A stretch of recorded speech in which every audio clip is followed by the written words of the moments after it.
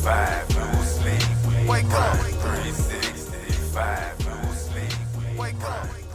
She's doing her own thing. She's very successful in the city, right? And they still get a percentage off of it. No, she just buy it out wholesale. From them. From them. Slap her labels on Slap it. her labels on it and get on down. It's just marketing one-on-one now. It's the same thing Nike do. This before this hoodie ever got a brand on it, it'd be blank, and then Nike just slap their check on it and keep it pushing. Right. You know, Nike ain't a fashion company. It's a brand. Branding is different. Like I try to tell people, like Nike and Gucci is different. Gucci just now catching up with Nike. Go on Gucci website and tell me how many Gucci hoodies you see, Gucci t-shirts you see. And then go back 10 years, you never would have seen that before. That means somebody had to set some kind of standard for the world to follow. It's like Amazon. If you don't keep up with Amazon in 5 years, retail not even going to exist. Everything's online. Literally. What you think they coming out the metaverse for? Everything's online. Like, we behind. I've been knowing about Silicon Valley. I grew up in LA. I knew when they was first building it, like, oh, this is one of them. They finna build something to block us out. Literally. They gonna have a world where either you rich or you poor. Right. Essentially, that's what it's coming to. I'm sorry to say that, bro, but either you already see it. Right. Either you rich or you gonna be poor. And I tell people all the time, man, you gotta wake up, and you better wake up fast, because at the end of the day, life gonna continue to move on without either one of us, whether we want to grind or not. So that's what attracted me to what you got going on, because it's like we need to gain this information and be able to give it to our people. And I mean, our people lost. I've been in cryptocurrency for 6 years. Really? Did you get in early on I got in Bitcoin? on Bitcoin. I didn't do Bitcoin. I got in on Ethereum. Okay. So Bitcoin, I played with Bitcoin in the beginning, and I made some mistakes on Bitcoin, right? I got in Bitcoin way too late. By the time I got in Bitcoin, it was already like $15,000. So it wasn't much that we could possibly do. And 5 years ago, we didn't even have the platform to trade Bitcoin like we got now. Right. How it's like click of a button, boom, boom, boom. Exactly. You can purchase Bitcoin on your Cash App. Right. Right. Back 5 years ago, you couldn't do none of that. You Right. had to know how to swap coins to get it to here. But I never got into Bitcoin because, like I said, I got in so late. But I caught Ethereum when it was at $200, and now it's at $4,000. So I caught it real early. I had like Bitcoin. I caught Dogecoin when it was 3 cents. I could have caught it before. Doggy coin or Doge? Doge. Okay, but I'm with you, because that's the icon. It's a dog. I call it Doggy Coin because it don't make sense to me. You got a dog as your... So maybe... And we never talked to the inventor. He never came out and said the proper meaning of it. Right. So we calling it what we think it is. Right. But to me, if you're going to have a dog in front of your thing, it's going to be called Doggy Coin. Like what else? I'm with you. You feel me? Right. I think sometimes we just put labels on what we want to put labels on. But yeah, my friend got in on Doge when it was like 0.00 something. She texted me, and I was so mad about my Ethereum because I made a mistake. So I got Ethereum when it's $200. I'm out of town kicking it. Like, I'm kicking it. Money got low. I looked in that crypto account and seen that money in there, like $2,000. I took it out. I'm like, I'm going to take this shit out. I'm like, I need the bread. Like, I'm in LA. I'm here for like 3 more days. Right. But it's expensive out here. Right. I'm like, I need the bread. Man, I woke up one morning. I kept 2. Luckily, I kept 2 of my Ethereums. But I woke up one morning, man, it was at like $3,000. I was like, oh my God, what did I do? I lost about 10 bands. Yeah. Just like, for doing that simple mistake. Right. I had like, 12 Ethereums or something like that? And I kept 2, because my partner always told me, don't sell everything, at least keep 1 or 2 of them in there, bro. I kept 2. I was like, man, that was one of the biggest mistakes I ever made in crypto. So now I just hold, like, I get in when it's low and I hold for a while, like at least 365 days, and then we'll reevaluate that coin. And if I don't like where it's going, I just convert it to something else. Like that's what people don't know about crypto. You don't have to sell crypto. You can convert it back into Bitcoin if you want to. Bitcoin just is risky. It's like Bitcoin is a risk. 2 months ago, Bitcoin dropped $30,000. Right. So imagine if you got $1 million in there and it dropped like that. Even though it'll come back steadily, but we don't know that. We That's don't true. know what it's gonna do. They anticipated to get over $100 grand, soon. It will. But it's only gonna really benefit the people that got in early. Yeah. You know what I mean? Yeah, it is. Or the people that's able to go in right now and buy large quantities. Quantities. You gotta be financially fit to go in and buy 1 Bitcoin right now. Yeah. Let alone 10 or 20. You know what I mean? Man, my partner and his dad went half on the Bitcoin. They just went half on one. You know what I mean? I think they got it around like 40,000. Mm-hmm. And they just went half on it. But I'm gonna tell you one that's moving in the near future, and we can't trade it right now just because the SEC got a hold to it. Like it's going through lawsuits and shit. Is Ripple. Okay. It's Ripple. Ripple is gonna be the next Bitcoin, and Loopring. Them two right there. Loopring is what powers Metaverse. So I'm doing real well on Loopring right now. Like I got in Loopring at 68 cents.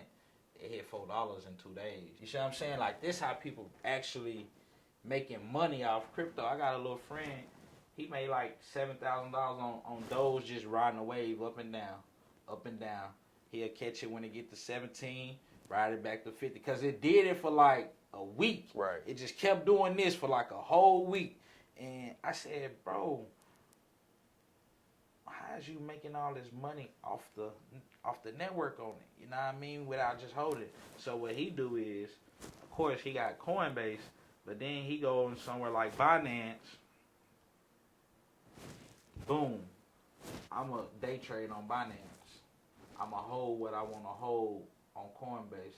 So he in the market twice, right? He on the market on a daily.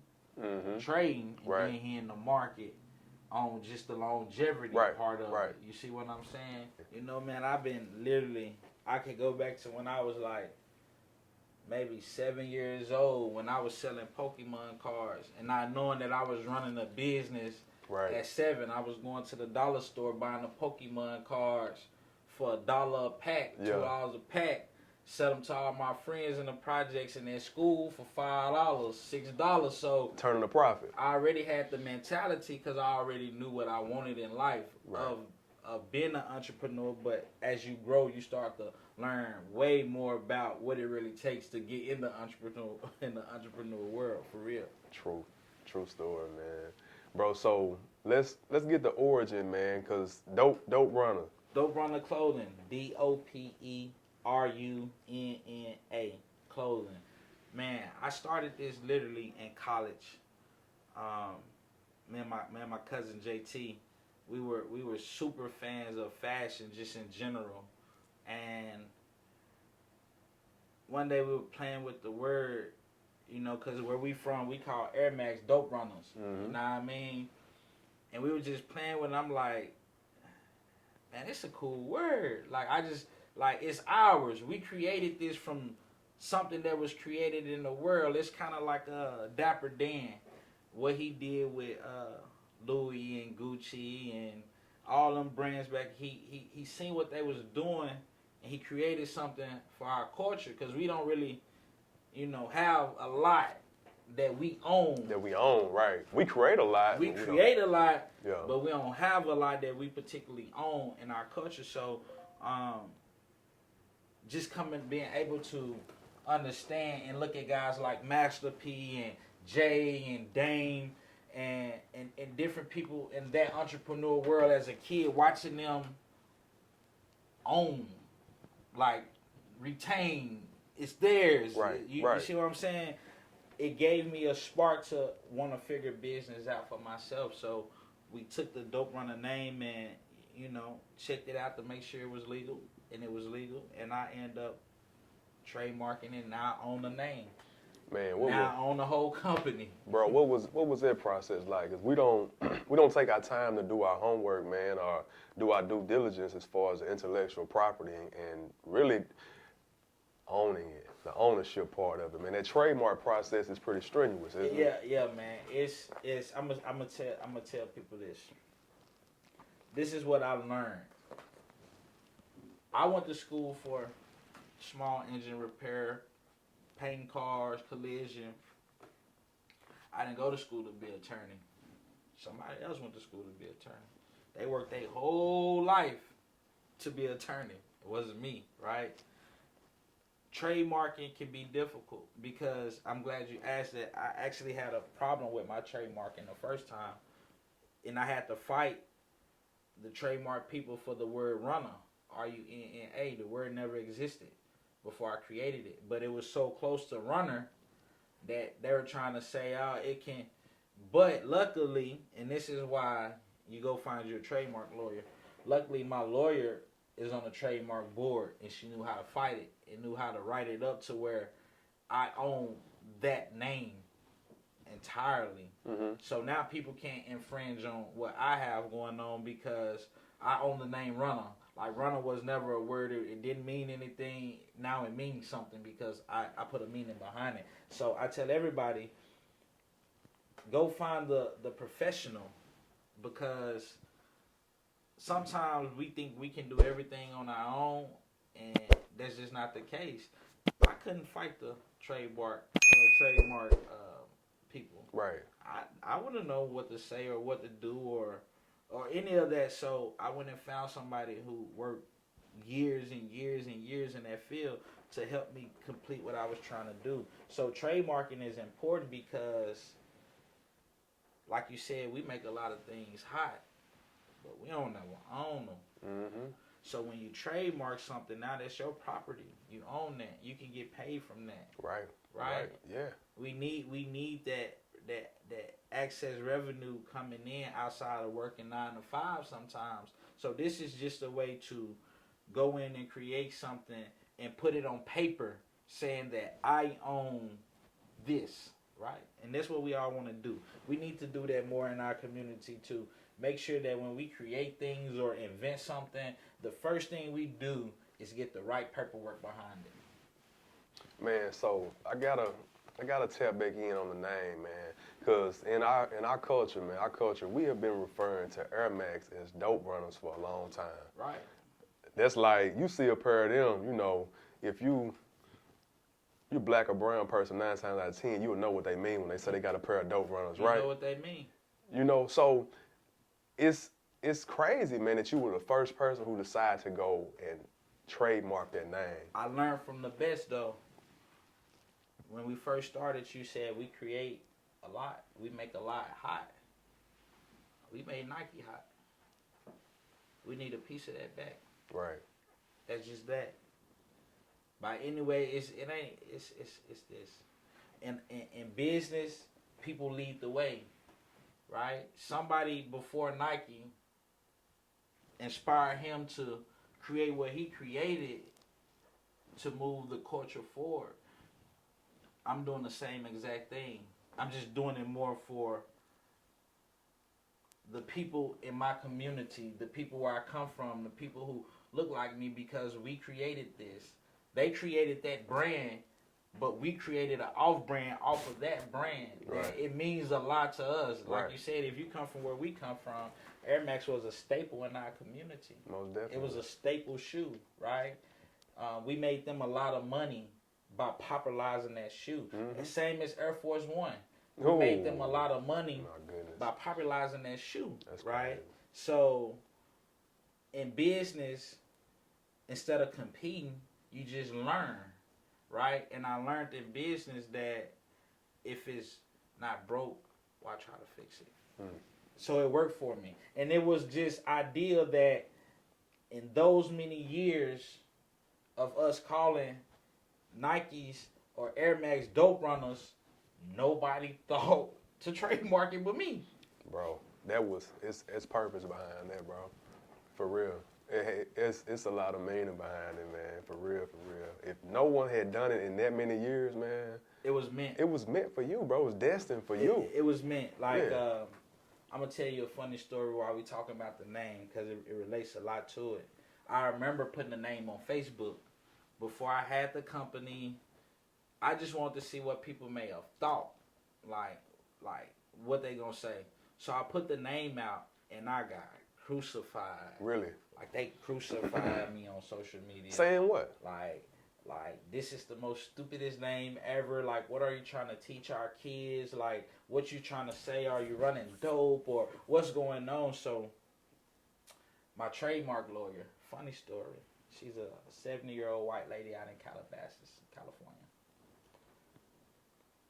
Never come from my neighborhood. Never been to a neighborhood where I'm from. Don't know nothing about my culture at all. Period. She was the first lawyer I ever spoke with, and now she's my lawyer for the last 4 years. And I told her the name, and she said this will work, and it's gonna be really, really big. Are you if you serious? believe in it. And I had a decision to make at that time. Do I listen to these 1,000 people who told me this was dumb, stupid, crazy, it wasn't gonna work, or do I listen to this old white lady who, just the first time she heard it, she said, this is going to be $1 billion company. The name is going to work. And I asked her, I said, why? I want to know why now. Why these people feel the way they feel, but why you one little old white lady? Why you feel the way you feel?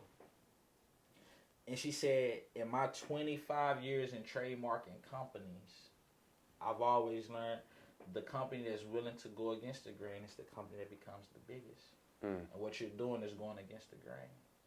Right? Because the world's going to look at it like this, but it has a whole nother understanding. And it's going to make them want to understand you. So, I put it on the t-shirt. I kid you not. Everywhere I went, people was like, what's this? What's this Dope Runna? What that mean? What? So, something so negative that they thought, I turned it into a positive because the whole time, Dope Runna meant to me was, whatever you create, your dope. It can be cutting hair. It can be washing cars. It can be creating clothes. It can be painting nails. Whatever your dope is to you. Right. Because what we don't understand is, as an entrepreneur, our craft is our dope. You feel me? Our craft is our dope. It's your product. We get high off of our craft. You do. It gives us a natural high. You're right. When we succeed in something that we create, it gives you a natural high, right? So, at the time, Donald Trump was getting ready to run for president. And my lawyer said one thing to me. She said, you know why he's going to become the president of the world? It's because he turned the negative and made it the biggest thing in the world. Now he has everybody's attention, right? Put that to business. Those 1,000 people who told me, like, no, it's not going to work, it was controversial to them. They just created a bigger business for me because it made the other 1,000 people say, well, hold up. Why? Let us see what he got going on first. Right. Then you go on my website and you see these beautiful models running, sprinting, jumping, enjoying fitness. And then it clicks in your brain, oh, Dope Runna. I'm a Dope Runna. I want people to feel exclusive when they work out. Dope can mean anything. Dope don't just mean drugs. Right. Where I come from, I grew up in Los Angeles, California. Dope mean cool, fresh, and fly. That's what it means. Right. Drugs mean drugs. You feel me? Yeah. We can't put our own labels on things sometimes, especially when you travel the world, because what means something here may not mean something somewhere else.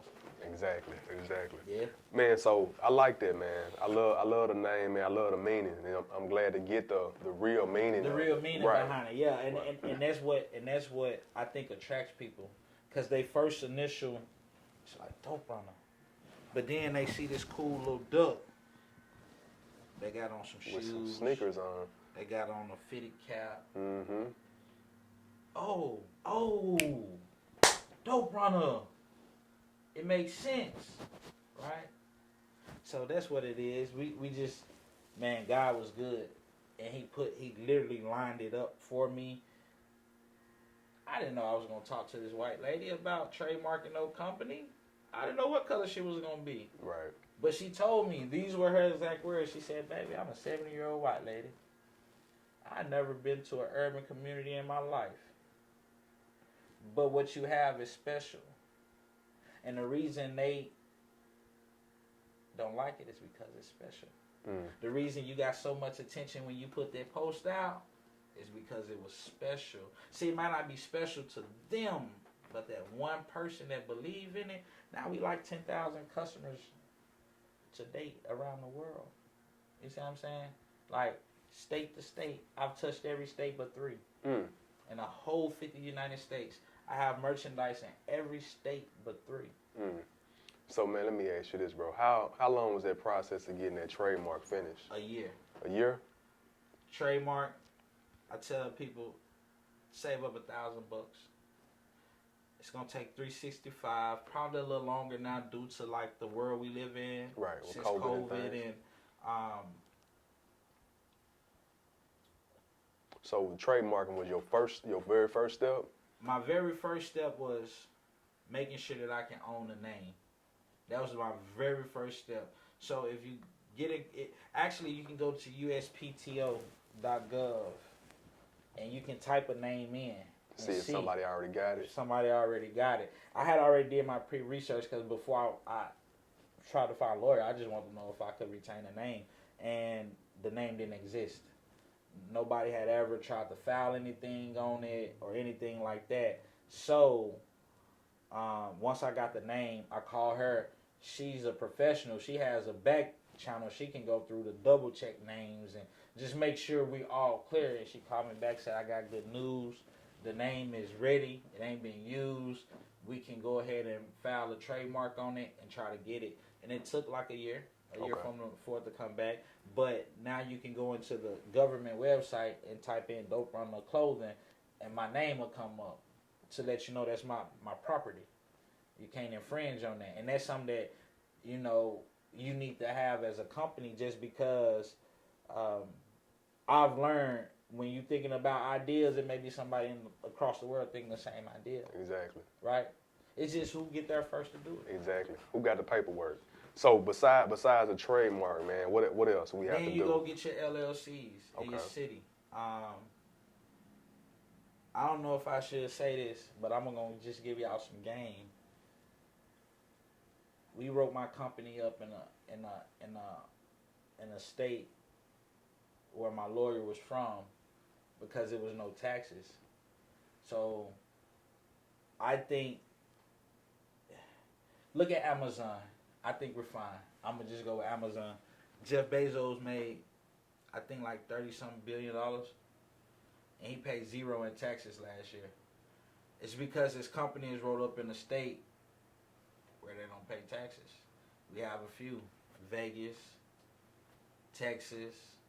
I think it's like 2 or 3 more. Utah, where you don't have to pay actual taxes on product, right?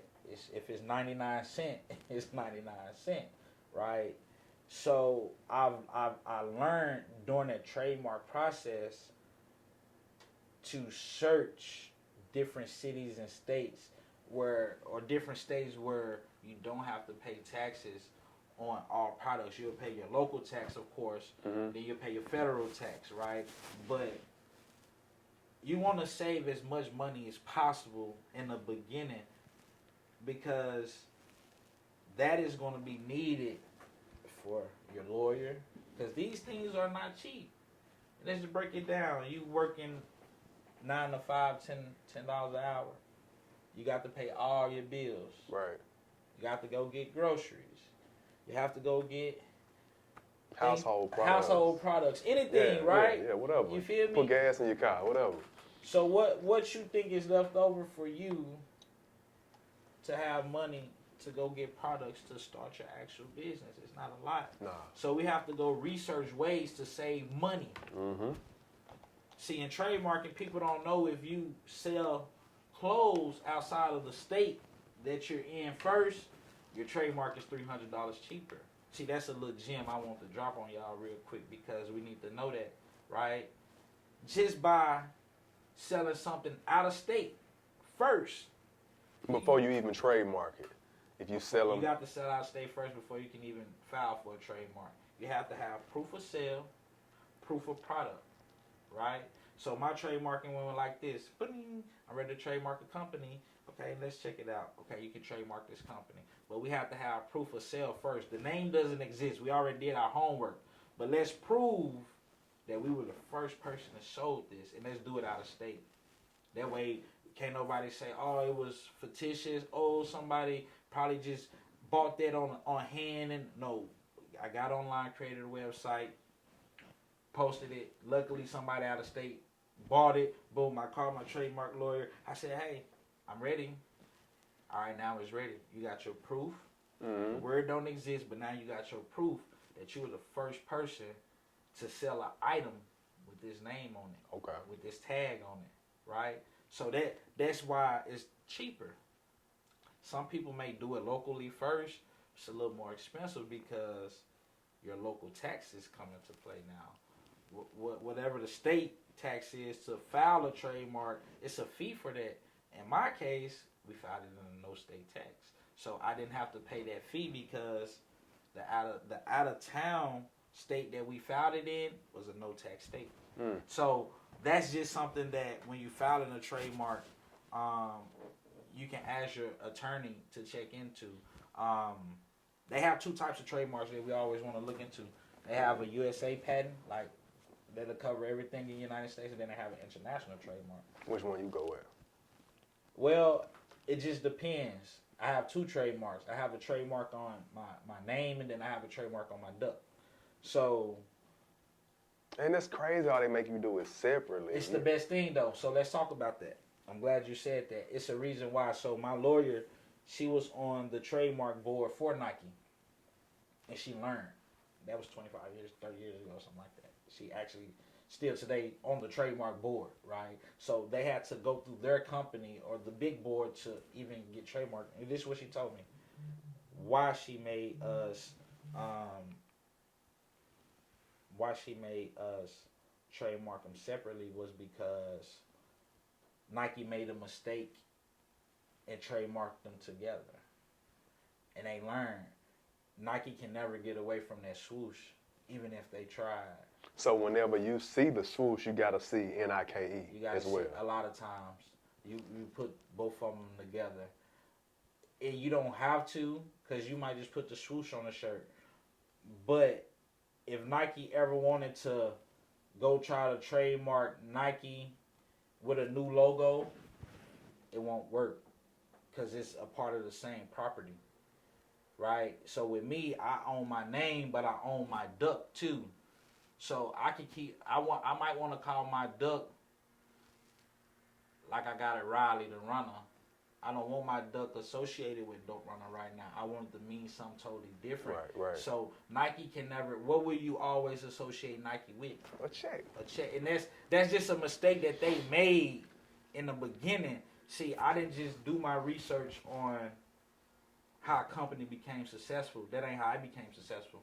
I did on how did they fail, their downfalls, what mistakes they made, and that's what make me a better company because I'm learning from the best companies, right? So you want to trademark them differently. All your and that's just for business purposes too. All your entities, you want to get them kind of separate for tax purposes, for grant purposes. Think about it like this: if you own 4 entities, you can file a grant on all 4 entities. Right. If you only own 1 entity and all 4 of them is tied to one, they're only gonna give you 1 grant. Right. So Nike made that mistake by trademarking the swoosh with the Nike word, and they stuck with it forever. Yeah, the reason why I wanted to touch on that, man, because it's a little bit more costly in the beginning. You know what I mean? On the front end, as you having to trademark both of them, your logo and your name. Which, and in the beginning, you might say, well, the logo's always gonna be by the name. Yeah, but that may not be the truth though. Things might change. I might want to change my logo 5 years from now, Right.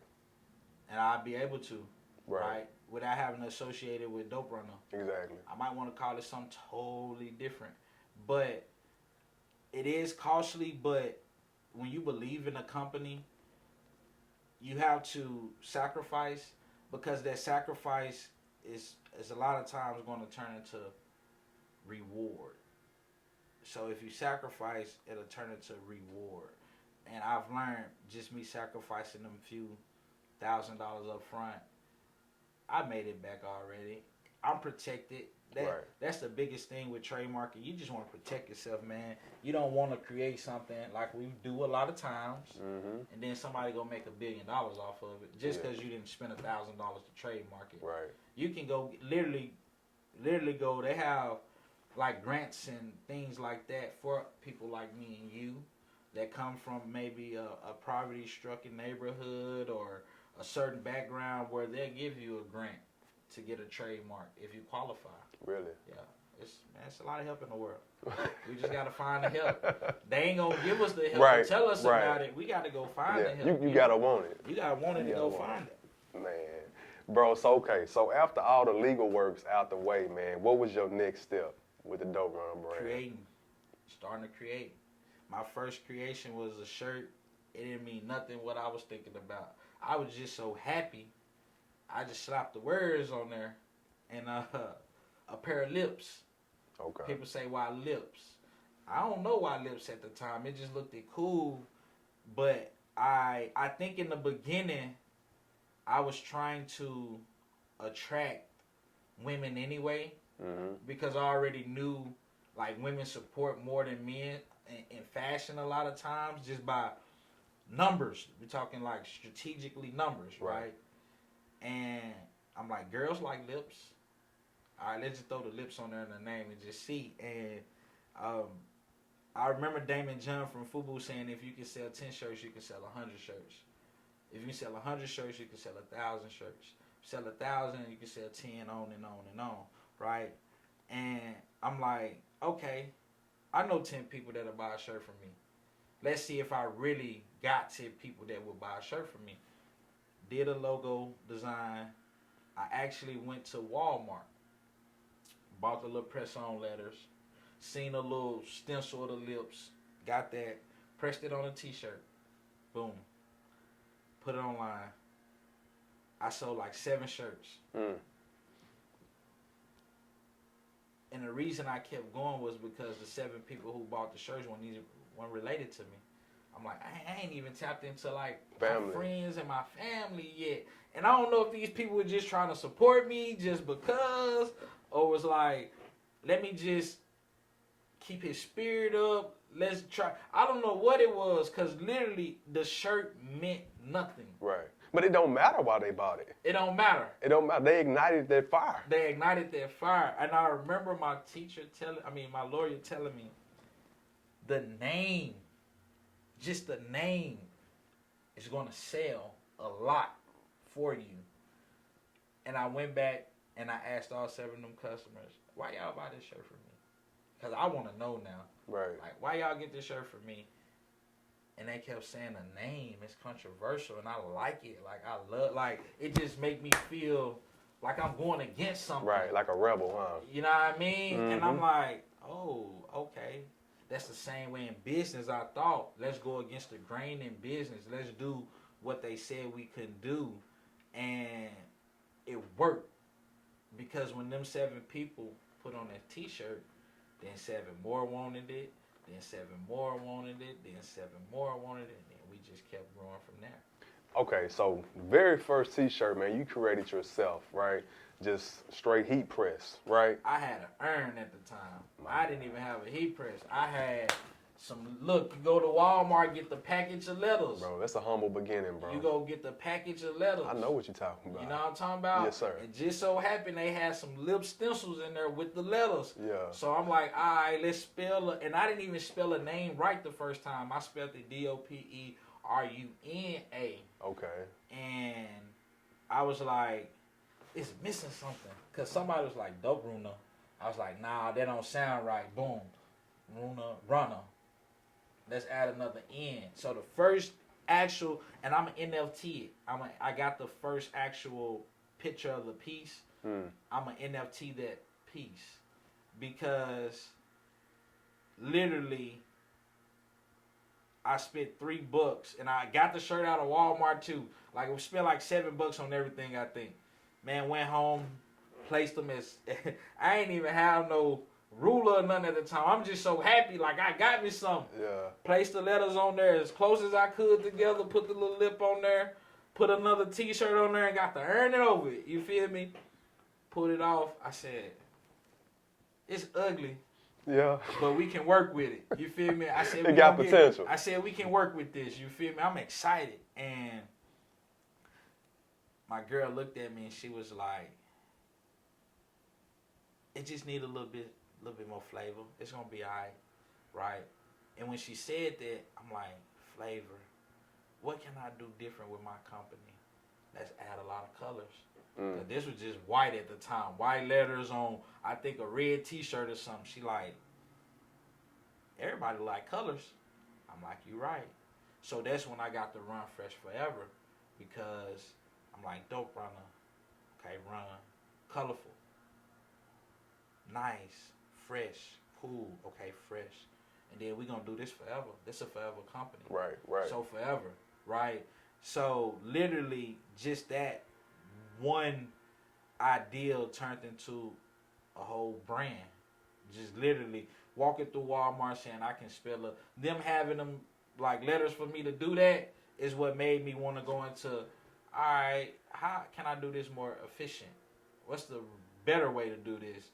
Boom, heat press. Oh, they make a machine that you can stick the T-shirt on, press it down, and it's done. Straight up. Because at this time, I'm earning. I'm like, you know how I go. 5-10 minutes, you keep it on there hot as you can keep it. Straight up. So I went in, invested in a heat press. And did you continue to get your letters from Walmart? No, actually, I went on YouTube, the best university in the world. Yes, sir. Better than Spelman, better than Harvard, better than any school you can spend $30, $50, $100,000 on going to. Yeah. Universityofyoutube.com, and right? I stand on that. So I went to YouTube and I was like, how to make T-shirts. So 2 options came up. Screen print came up and vinyl came up, right? So I'm like, boom. The screen print was you have to go pay people to do it, or it was a process and it just looked too difficult for me at the time. Mm-hmm. So I went to the vinyl like, boom, okay, this look easy. You just put the design in there, it cut it out for you, and you peel it. Boom, I can do that. I work with a printer before. So I actually, YouTube University, the guy put everything that he had in the description. Mm-hmm. I just clicked on it and bought everything that he had.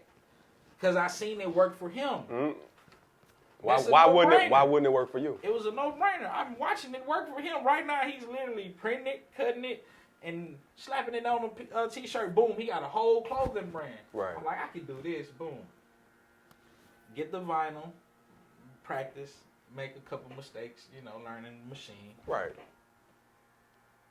I printed like 50 shirts, and I'm like, dang, I hope they gonna buy these 50 shirts. You know how you feel like you just got too much inventory? Yeah. Like, dang, I hope they gonna buy these 50 shirts. And they bought the 50 shirts, bro. Mm. So now I'm like, okay, what's next? Because I ain't gonna lie, I printed for 3 years. So the last 3 years, 80% of the pieces that hit market, I did in my little tiny 2-bedroom home. You touched. I touched them. Whether I messed them up or what, I touched them. Perfect. I always aim to be as professional and perfect, and that's why I wanted to touch them, because I can see what's going out. Right. I know if I made a mistake, I could take that on the chin, because I made that mistake. So I watched carefully for 3 years on just putting that hard work in, just that grind. And I printed so many clothes, big bro. Like, I'm talking about thousands of pieces by myself, right? And then it started becoming overwhelming because I started getting bigger. I didn't need 50 shirts no more. I need 500 shirts. I can't literally press 500 shirts myself. So what's the next step? Screen print. I remember watching it on YouTube. The guy was like, one day you gonna get so big, Right. you ain't gonna be able to do this no more by yourself. Started to grow. So now you're gonna have to outsource it, right? So I found me a cool screen print company that I loved, and I've been working with them for the last 18 months. Okay. And they doing all your production now. They do probably 40% of it, and then we outsource the other 40 overseas. Okay. Just because the markup is different, and I can get everything done in house. I don't have to go buy from this place and then go send to the screen print. I can buy from that place and get a screen printed all in one. That's good. And all of this is print on demand. They send it straight to your consumer. Nah. It's come to you. Come then straight to me. I have a quality check team. They quality check it, and then we ship it out from there. It's just creating jobs again, right? I could let them do everything, or I can create jobs for some people around me and start to teach them what I know. So for the last 18 months, well, actually the last 4 years, but recently the last 18 months, everything has been, and I'm a believer in my brand, so I don't do on demand. I just believe in it, right? I didn't order shoes to sit on. I ordered 100 pair of shoes because I knew they was gonna go. They gonna sell. Yeah. You know what I mean? People just do. Print on demand is like a safety net. If they not ordering, it is. I'm gonna tell you though. I'm gonna tell you the one thing I don't like about print on demand. What's that? You're relying on the manufacturer to get it right, and you're relying on, and shipping is crazy with them things sometimes. Like I have a good customer owner relationship. I'm like Amazon. It's about time. How long and how fast can I get it to you? Amazon wins because they can get my product to me the same day, next day, or 2 day. I can get my product around the world to people the same day, next day, or 2 day. Simple. I just adopted the policy that what I seen was working. Matter of fact, it didn't even come from Amazon. It came from Chick-fil-A, one of the most efficient restaurants in the world. It's because they pride themselves on time, right? Yes. So when you do print on demand, let's say the manufacturer 2-week window to ship out. Well, you're killing your customer base by doing that because most customers ordered that piece because they're trying to go out this weekend. That's just what it is. Right. Or they're going out of town, or something special's coming up, right? Christmas, right? Right. So let's print on demand. During this time, it's 1 million people doing print on demand. So some people might not get their Christmas present until January, February. Like that, I just learned over time that it can help your company, but it may kill a company as well. Because now you losing customers. They like, we can go on Fashion Nova and get it here in 2 days, or Amazon in 2 days. You have to move with the world. 7 to 10 day shipping that's old age, that's stone age. Amazon said we can get it to you in 2 days. So we have to compete with that. I don't care what business you in. If you want to win, you got to learn how to compete. It's competition. Wendy's compete with McDonald's. McDonald's compete with Burger King. They all three compete with each other. True. Right? Make a lot of sense. And now that I hear it from a different perspective, man, that make perfect sense. Getting it to them in a timely fashion. Oh yeah, I pride myself on that. We want the highest quality and we want to get it to them fast. It's what made Amazon the biggest company in the world. That's literally it. Prime. You know how many people signed up for Prime last year? I can only imagine. 100 million people signed up for Prime last year. That's crazy. They let you know where the world going. They let you know people want it right now. It's like anything in life, music, fashion, anything. People want it when they want it. We right want now. it instant, that microwave effect. It's microwave effect, man. Yeah. No more. They don't even make ovens anymore. They make air fryers. They making air fryer ovens now. In 5 years, come back to this podcast and remember me saying your oven will be an air fryer. I promise you that. They already starting to work on it. They replacing stone age, old age things. Right. Who wants gas anymore? Right. Right. We don't need gas. Too Yeah. many house fires. Too much. We don't need that anymore. Yeah. We're trying to go to a green community, right? Well, air fryer. We don't need no gas. Man, so hey, let me ask you this, bro. What was the process as far as your marketing and advertisement, man? How did you How did you get the message out to the masses? You know the truth? You want to know the truth? That's all we want is the truth, bro. Fine women. That's it. Fine women. Your models. My models. I appreciate them so much. When I first started, funny story, when I first started, nobody wanted to work with me. Nobody. I was hitting every model in Little Rock I could possibly hit. Like literally.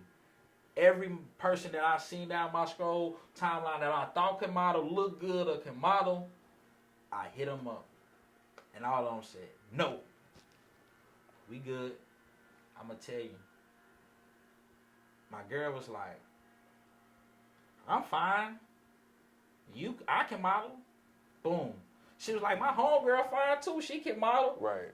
Boom. So now I got 2 girls. Yeah. And then I'm thinking about, I'm like, dang, my little sister cute too. All right, come on, little sis. My little sister, I got a friend. She look good. I promise, bro. I got 4 models now. Okay. Boom. We working. Mm-hmm. I went to the gym. I was going to the gym at the time. And there was a guy in there. I had been talking to him every day. Like, just networking, getting to know him. Like, what kind of workouts you doing? Boom, boom, boom. I just seen something in him. Like, he got that model look. I just asked him one day. I was like, man, look, I don't got no money. Like, I'm a new brand. I just spent all my money on a photographer. Like, he charged me like $700. I'm like, I spent my last few dollars, bro. I said, can you please, I'll give you some gear. Like, at the time, whatever I could give a person. Right. I was giving it to him because I didn't have the financial means to pay everybody. And I felt bad if I paid one person and couldn't pay the other 5 people. Right. So I came out with a system that was like, all right, I can't pay y'all, but like if y'all rock with me, I'll make sure that I get y'all some gear, and I'll make sure that the photographer guy give you your high quality pictures. So just in case you want to be a model one day, or somebody asks you, have you ever modeled, you got some pictures to send to them. Right. Boom. So he was like, man, you don't got to ask me that. I love to do it. So now I got 5 people. I got 4 fine girls, and I got 1 guy model, right? Booked the photographer. And I remember when we were shooting the girls, we were shooting them downtown Little Rock. I remember like a lot of people stopping. It's like, what they got going on? What they doing? And I'm like, in my head, I'm like, why they stopping? And I'm looking at the girls like, oh, they looking at the girls. So I still didn't take too much in it. I get my pictures back. I start promoing. So this is where competition for businesses like me is good, right? So what happens when I post all these 5 girls? Getting likes, comments, shares. Everybody, oh, I look good. I can rock that too. I can do this. See, this is the competition in people. I could have did that. See, all the girls who I asked, now they feel like, oh, I can compete. I want to show him, even though I said no, I want to show him that I can rock that piece just as better. Right. So what I did was I just used that to my advantage. Right? Okay, that's cool. Go shop with me. Boom. I start selling pieces. Like now I'm like starting to sell.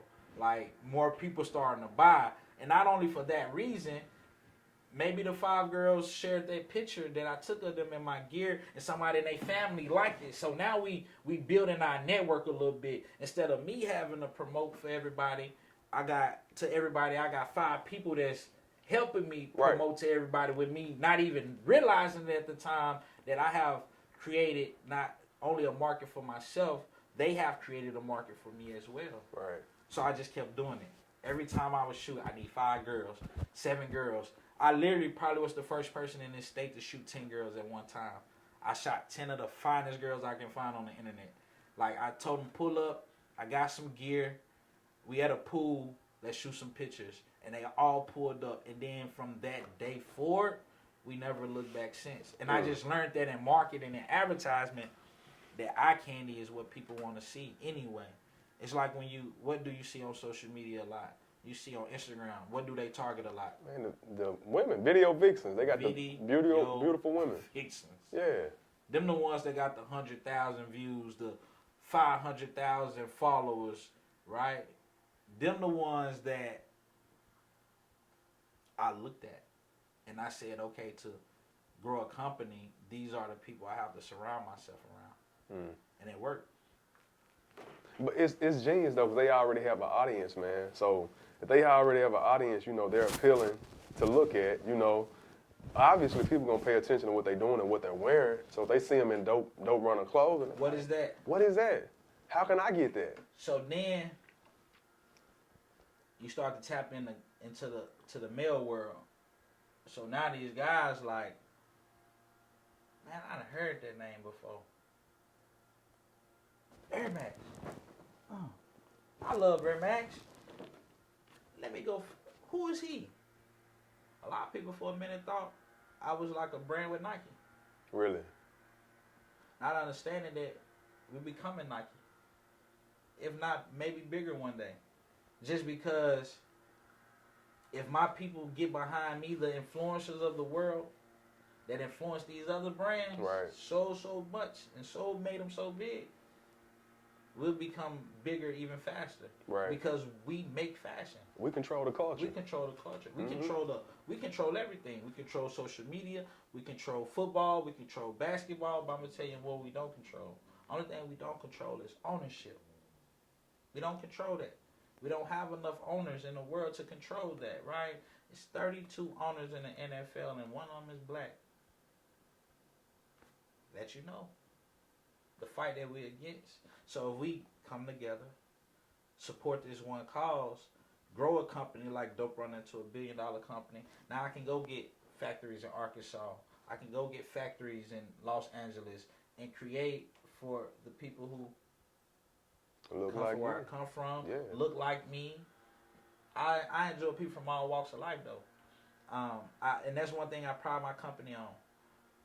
I tell people don't box me in, right? In business, we have to understand that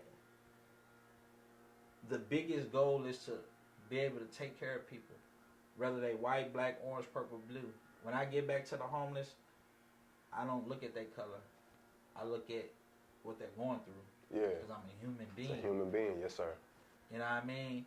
A lot of people wanted me to make this a black company, and I refuse to make it a black company because that ain't what makes the world go round.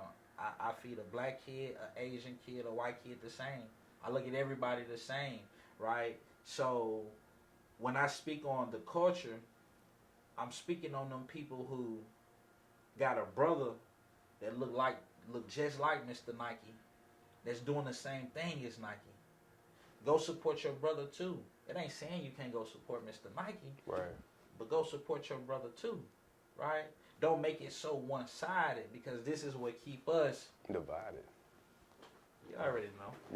Yeah. So, hey, what were some of the trials and tribulations you faced, man, starting out? I ain't gonna lie, big bro. I probably wanted to quit 20 times. Really? Like, cause where I'm from, we don't have a huge support system.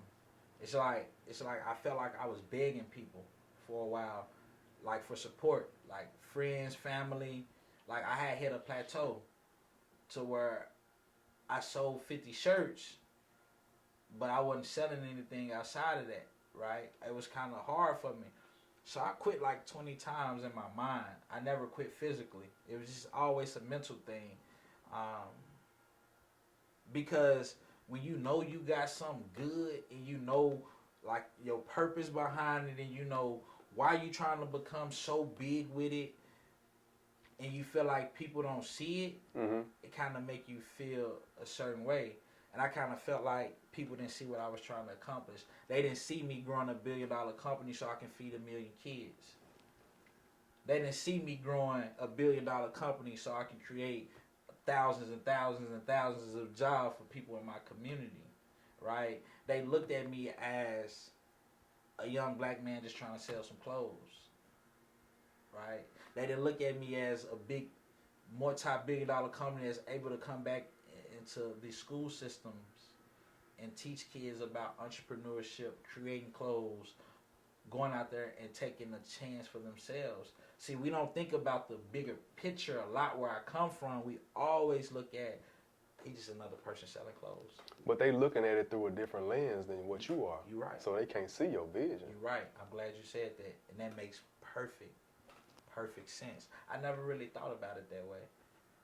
in the way you put it, it makes me look at it like my girl always say, your vision ain't everybody's vision. It ain't. So I think with me, it was just more of a mental thing. Like, man, I'm trying so hard. Right. Even still to this day, I'm like one of the first young black Americans with a shoe in a headphone from the state of Arkansas. And I still feel like I be having to beg people sometimes. So it's a mental thing until I wake up in the morning and see the love. Like, oh, it's really love out here for me, though. Like, all this time I'm beating my brain like they ain't supporting the way I want them to. And by the way, people not going to support you the way that you want them to, because it's not about you. That was I learned as I got bigger in business, that was very selfish of me to feel obligated to feel anything that people should look at me, because that's not what I should do as a person. So now I ain't gonna lie, big bro, I just get on that social media and I grind my tail off. I'm trying to touch everybody. If you like the post, I don't care if you didn't say nothing. You liked it, I'm going to add your name. I appreciate you for liking this picture. To let you know I'm tapped in with you like you tapped in with me. We tuned in together. Right. You know? Man, that's what's up, bro. So, hey, let me ask you this, man. I heard you referred to several different individuals during this interview. Who are some of your mentors, man? Who do you look to? Oh, man. I look at the biggest people in the world. It sounds crazy, but I also go get my game from the smallest people in the world too. That don't sound crazy at all to me. Right. I told my mom last night, we had a Friday night. We went to I got nominated and awarded and won the Entrepreneur of the Year from the mayor of the state of Arkansas. And I was telling my mom, congratulations, by the way, appreciate bro. that. Yeah. It's her first time, like we come from the ghetto. You know, my mom ain't really had a lot of places to go and dress up. So this the first time my mom has really been to something formal, real nice, you know, suit and tie, cocktails, you know, something real nice. And I told her, I said, Mom, I like this, but like I like eating with my regular friends, my poor friends too. You know, I feel the same way. Whether I'm eating with the richer, I'm eating with the poor. I just realized that my feelings have to stay the same, right? And the whole time she looking around, and I could tell she uncomfortable. And I'm like, just be yourself, be comfortable, be yourself, because people respect that a lot more, right? So growing up in this state, I'm gonna be honest, because this is the truth. I never had nobody to look up to, or be inspired by, because so many people I know told me no, but them dope boys in the neighborhood always kept me afloat. I didn't know nothing about fashion 4 years ago. I didn't know I was gonna do fashion 4 years ago. I was a rapper. I did music. In high school, I was a pretty big time football player. I got hurt before college. I didn't go to college, so I didn't know what to be inspired by. I'm gonna tell you what I knew though. I knew looking at some of these kids' faces that come from my community and where they were going, I think that inspired me the most to want different. Not only for my generation, but the next generation, the generation after that. So in business, I can say I looked at guys like Warren Buffett, Gary Vee, Damon John, Mark Cuban. I can keep going on with the richest people in the world, but to be honest, they just showed me the game. They didn't inspire me. What inspired me was looking in these kids' eyes and saying, as long as I can touch one of them, just one of them, I can't touch all of them. All of them not going to listen to me, but if I can touch one of them, I did my job, and that's inspiration in itself, I believe, to me. So I'm curious, man, what are your dreams, goals, and aspirations for Dope Runna Clothing line for the next 5 years?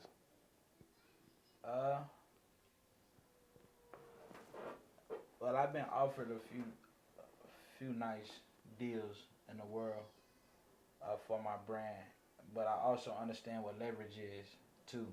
Like I think more businesses coming up should understand leverage. You know, we build companies to sell them a lot of times, but you max the company out the big as you can before you sell it. So I'm still young in the game. I had a few big heads come in and try to, you know, buy the company all the way out. I think maybe because they don't want the competition.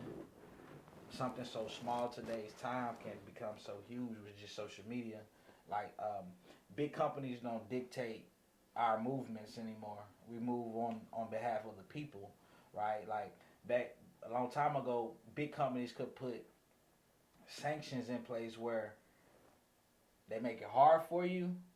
Now you can go viral on the internet in 24 hours and touch 10 million people, and a big company you never have to go through a big company or touch them, Right. to still get the same results or even bigger results as if you went through a company. Because when you go through a company, everybody wants business. It's a business, so everybody wants their piece of the pie. So for the next 5 years is with me probably just growing the company as big as I can, set myself up for the $1 billion deals. Mm. I don't know if I want to keep my company private or if I want to go public with my company one day. I've learned both ways. Public is good, but private is better. Chick-fil-A is a private company. You can't buy into them. But you also can't dictate how they move as well. Right. Because once you do the initial public offering and you give your shareholders them say in your company. Yeah, partners now, which is now I retain 98% of my company. 98? What are the other 97. My lawyer has 2% and my manager has 1%. Wow. What swayed you to give them a percentage? Well, eventually,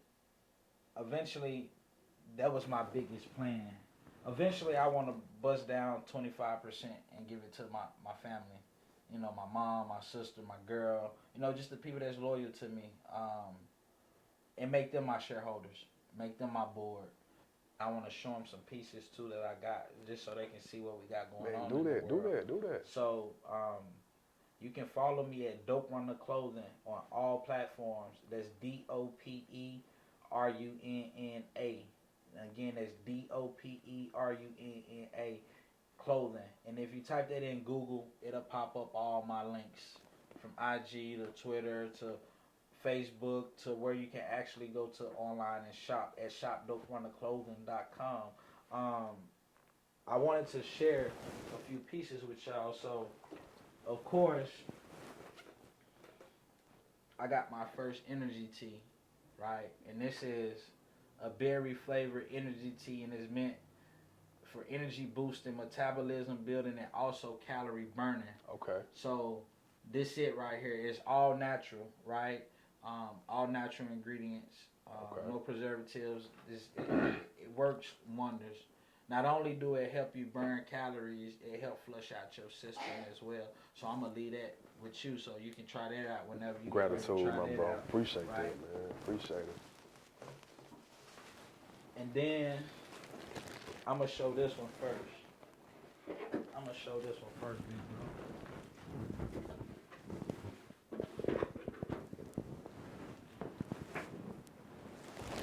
And then, of course, as you can tell, we got a shoe coming out, right? And this is the first Runna Max shoe, the first edition. And I want y'all to check it out.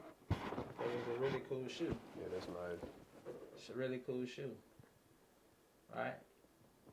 So all that, when people say, them thousands of people that were saying, oh, I don't think you should do this.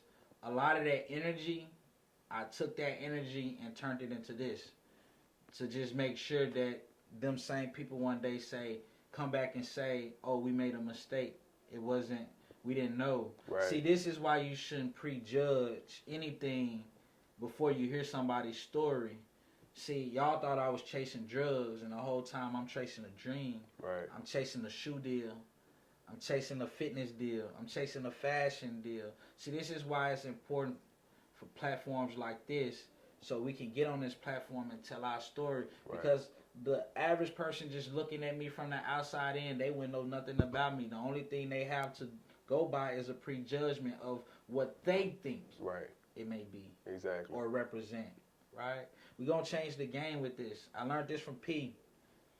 When everybody go right, you go left, because all of them going to fall off the same cliff, right? So we got our shoe coming out, boom. That's at shop.doperunnerclothing.com too. And then this is a big part of where I'm going in here in the near future. And now we have a headphone coming out. Well, actually, the headphone is out. That's So dope. this is the first addition to my Bluetooth headphones. It's Bluetooth, noise cancellation, hook up to any device. Hook it up to your video game. You can hook it up to your laptop. You can hook it up to anything that has a Bluetooth signal, right? Tech will become the future of the world in 5 years. Digital, everything. You won't have no more money, paper money. All that is going elsewhere. Tech. I'm in early on the tech side. Not early as I wanted to be, but I'm early for where I'm from and where I come from and what I'm trying to do. So I have these headphones to go with the shoes, to go with the energy tee, to match the backpack. So now when you go to the gym or you go to work out, you got your own personal setup and you feel fresh when you're doing it. You feel fly. You feel like it belongs, right? It's the whole package, right? We want you from head to toe to feel like a dope runner. Yeah, for sure, man. Hey, I appreciate you for coming, man. I The pleasure appreciate was you too, mine, brother. bro. Most definitely, man. I wish you the best on all your future endeavors, man. Yes, sir. Yeah, I can see it's gonna be great. It's gonna be big, man. Same thing with you, man. We're going to look up a couple years from now. You're going to have million views on all your videos. And I'm going to speak that into your life because I know in podcasting what we chasing. Everybody chasing them views. We chasing them engagements. We chasing them clicks. We need that. Right. So y'all make sure y'all not only like my guy's videos, y'all subscribe to his channels as well. That way y'all can keep up with the up and coming episodes that he got dropping, because I'm pretty sure there's new and more gems coming along the way. Man, you done drop major ones, man. So, hey, man, we appreciate y'all for tuning in. I'll catch you next time. Yes, sir. 365, no sleep. Wake up. 365, no sleep. Wake up. 365.